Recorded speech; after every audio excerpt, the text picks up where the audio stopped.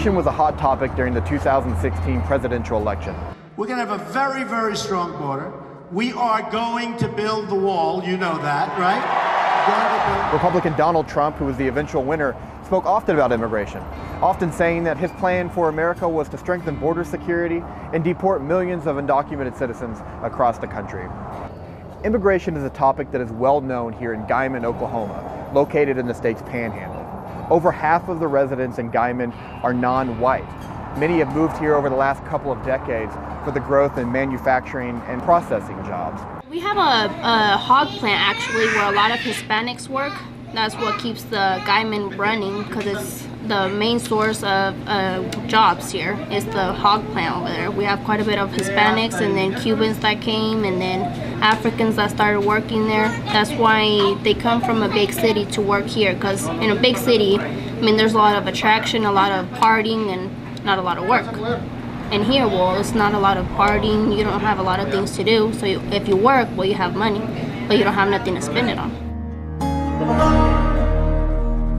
When did you kind of start to see that shift, thinking like, oh, we're kind of a changing community? Probably, I came in '95, and that's probably right when it started, because Seaboard, I think it would open the next year and brought in quite a few employees for it.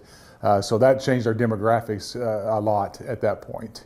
And so I knew when we had people coming in that none of us could speak the language that they were coming in, that there was going to be some challenges for our schools.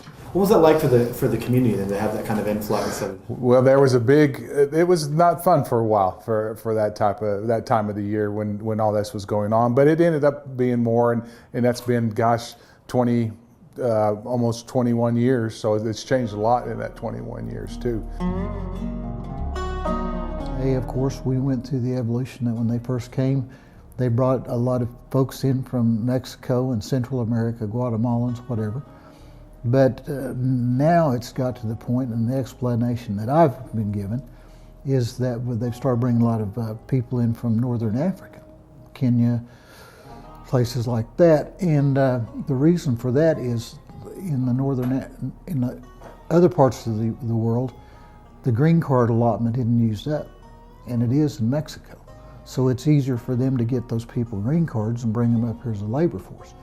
And that's been one of the challenges in the packing industry, is that your local middle class Anglo-Saxon guy that grew up in Guymon, he doesn't want to go work in that plant and work as hard as they do, even though they make some tremendous money. We've tended to have got lazy. We're going to educate them the best we can, and that's why you've got to do it. You can't not do it, because in our other population that has changed a lot is our Caucasian population has dropped in the school. We had 1,500 when I first came here, and we're down to 600 now. And so 22 years ago we were at 1,800. Today we're over 3,000. So I think a lot of people came here because this is where they could get work. And I think what you're going to see in second and third generation is they're not going to go just where they can get work. They're going to try to get a job doing what they want to do. Because there are a lot of people that are working in jobs here that it's not their dream job, but it's how they feed their family. And I think as generations move, what you're going to see is they're going to be just more interested in if they want to be a reporter, if they want to be a doctor, if they want to be whatever. And so I think that's going to be the largest shift. And so what you're going to see is, I think we will become more multidimensional in terms of the economy here, because they're going to start businesses. They're going to start carpet cleaning, and they're going to open a store, and they're going to do all kinds of different things that aren't so kind of ag industry specific or focused. Close-knit community, a divided community because of that, or how would you describe it? Well, I think since there's not like a lot of things to do, I mean, you have money to save up and then you can go somewhere and travel and spend it. But I mean, it's been growing. The couple of last years, we have been getting more stores, we've been getting more restaurants, it's been growing out of nowhere. Like, we've been seeing changes, more restaurants, more people coming into this actual little city. And I think its main source is the working. Because if they can't work here, they can work in Liberal, Kansas, which is 45 minutes. There's a cow plant there. So if you can't work in a hog plant, then you can work in a cattle one. And speaking with longtime residents of Guymon, they said they've seen quite a change over the last couple of decades, and sometimes that change hasn't been easy. They understood a lot of the concerns nationally about the issue of immigration, but said that it's a system that could be improved to actually make it easier and more streamlined for workers to come in, especially to communities of Guymon that rely heavily on immigrant labor. And talking to many of those immigrants and minorities in Guymon, they said that sometimes it's felt like a rocky relationship with those here in the community, but there are efforts underway to try to bridge that divide and bring more unity across the community. Well, there was to start with, and anytime people resist change. So anytime something like that comes in, and then all of a sudden you just bang, you're all these new faces. It creates some friction, but it never got. It wasn't pretty at times. Why would you want to make the same amount of money and teach at a school that you're going to teach and everybody's going to understand every word you said, or come to Guymon and you're not going to, and not everybody in your classroom is going to understand what you're saying. So it's tough to get them out to this area, but we have 204 certified teachers is what we have. So it's tough. My principals work all summer trying to find people to work. We're a rural school with urban problems because of our diversity. It was mostly what it is. And we speak, like I said, 34 different languages in our school, so that causes some problems with us. Trying to communicate mostly with parents is what that problem we have with it. So it is a different situation probably than anybody else in Oklahoma, besides us and maybe Oklahoma City. We're 71% Hispanic is what we are there, and then the other 9% is Asian and African, the majority of those are. But I think now everybody's there's still people that don't like the deal, but there's people that don't like the fact that the sun comes up in the east either. So, yeah. How long have you lived here in Guymon? I was born in Mexico, but I was brought when I was 9 months. 9 months, okay. So I lived in Clinton, Oklahoma till I was 13, and then I moved here, so. Okay, so this has been home for quite a while. Well, tell me about the market here. How long has the market been here? 6 years. Okay. And then we serve quite a bit of clients. We have Africans, we serve Cubans, we sell Mexican food for the Hispanics. We have the money transfer so people can send money to their loved ones in Mexico, Haiti, Cuba, just a little bit of everything. I think a lot of people here, they supported Trump, even though they have this kind of firsthand knowledge of what immigration looks like in the real world. Do you think they separated that from him? Do you think immigration was a big issue for Trump supporters? Do you think they feel like they kind of saw it the same way you do? It could have been, or it could have been very much in support of the sound bites that they heard, and solely for that I'm very personally connected to immigration and how it works and what the process was for me to go through and what the process is for others, and I know that it's broken because I've gone through it. And other people who haven't experienced it, sure, they might go for the soundbite that says, we'll build a wall and we'll send them all back. And that sounds like an easy solution, but it's because they haven't experienced the system. How do you feel like the growth and diversity has impacted just kind of the community here? I think it's actually driven more acceptance. Just in the Panhandle, we're so remote from everything that we just welcome anybody who wants to come out here in the first place. That's the way that I feel it. And that's the sense that I get from many people that I know. And when I was growing up, I didn't feel as accepted. But I don't think immigrant communities now feel that way because there is so much diversity. And perhaps the age group who wasn't as accepting of diversity is unfortunately passed away. So it's a different mix of people. It's a younger demographic. So it's just naturally more accepting, I think.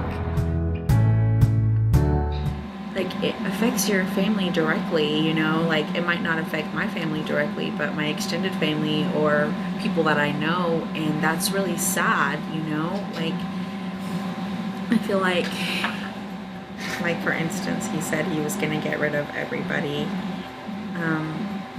That impacts our town directly because a lot of the people that work at Seaboard, for instance, Seaboard is what maintains this this town. So if they don't have any workers, that means they're going to shut down, and then this town won't have its main source of income. We have kind of a divided town. Like, I don't know if people really quite truly understand that. Like, for instance, you'll have an American person say that they're ready to see all the Mexicans leave and they're ready to see all of the illegals leave. But sometimes I'm like, and they're mad because they get paid cash, or because they're stealing their jobs, or whatever the instance may be. But it kind of makes me wonder. I'm like, okay, well, the Hispanic lady that cleans your house, are you paying taxes on the money that you pay her? Are you reporting that? But, you know, you're allowing these things to happen, but yet you're against them. And it's quite sad. There's no unity there. There's no, hey, I'm looking out for my neighbor, because this is, even though she's illegal, she's a great person and she helps me out when I need it. He's successfully run businesses, and the government. There's a lot of waste in the government. So maybe he will break down and look at different agencies and see where we could save money. Also, not putting so many regulations. For example, I work in the finance industry. I work at a bank. We have so many regulations that we're just spending so much more money just trying to follow regulations, and we have to follow the same rules that Bank of America does. They have a little bit more money to spend than we do. So he wants to do away with unnecessary regulations that just don't make sense, especially for the size of business that we have. Also, as far as healthcare expenses have gone way up for us. And I mean, he discussed health savings accounts, which I know not very many people are keen on, but it actually makes financial sense, and it would make people more responsible about their health care. Immigration was a big topic during the election. How did that play here? What are people's thoughts on immigration here? Well, in Oklahoma, we found out there's a lot of racist people everywhere. They just, because I actually here at the bank, one time I was at the bank, and there was just a lot of racist people. They would just say racist comments, and then I just turned around and looked at them, because that's not right. I mean, if you see, most of Hispanics do most of the work in the United States, but people, I guess, don't see that. And then, well, we're here to work. We're not here to do anything bad. A lot of people just want to come here to work, to send money to their loved ones. And then, I just heard that, Trump needs to win so they can kick out all the Hispanics and blah, blah, blah. And I just turned around and looked at him, and then he was wearing a Trump shirt. Vote for Trump to get illegal people out. And I was like, this country is made up of pure Hispanics. I mean, if you think about it, my race gets up at 3 in the morning to grow the crops, gets up at 3 in the morning to go milk the cattle for them to have milk. I mean, the way I see it, most of the Hispanics aren't troublemakers. There's probably a few, like every other race, that does something wrong. But I mean, a lot of people are scared of what's gonna come in January because of all what he's trying to do and all this good stuff. I mean, people are scared. Yeah. If we're going to have immigration, get the laws to the point that they're understandable, they're enforceable, they're workable, and you don't have to sneak into the country. You don't have to go through all these hoops. But you got to have a vetting process. Everybody wants their citizens or the people that moved into their town to be the model person. We don't want drug traffickers. We don't want robbers or thieves, or you know what I'm trying to say. And I think that's probably, in this part of the world, our concern about immigration. It's and other people have different ideas on it than I do. Yeah. But this is a unique part of Oklahoma. We kind of take people at face value, and you prove what you can do and what kind of folks you are. He even said, like, on his elections that he has Hispanics working for him. If he does what he's trying to say, he's not going to have any workers either. He doesn't scare me. I think change is good. But I think a lot of that is the fact that people were ready for a change. We were tired of the status quo. We were tired of Washington bureaucrats or that hierarchies of things, that it was just kind of a continuum, that nothing really changed. They promised change, but they didn't. So, you know, we'll see what happens. My wife's a pediatrician, and I am 5th generation ranching family, and she's 4th generation ranching family. So we choose and we want to live in a rural area. So we're blessed in that we could get jobs almost anywhere, but we choose to live in a rural area because this is where we want to raise our kids. And from my perspective, this is a part of America that if it's not protected and if we don't do well with it, we'll never get it back. And it's a way of life that's made this country, and so that's why we're passionate about it. What do you feel like you're looking for out of the next administration, the government? Okay. What does it look like to kind of protect, preserve, and help this type of community? Yeah, I think in terms of protecting it, you have a lot of people who want to live in rural America, but they have to be able to make a living wage.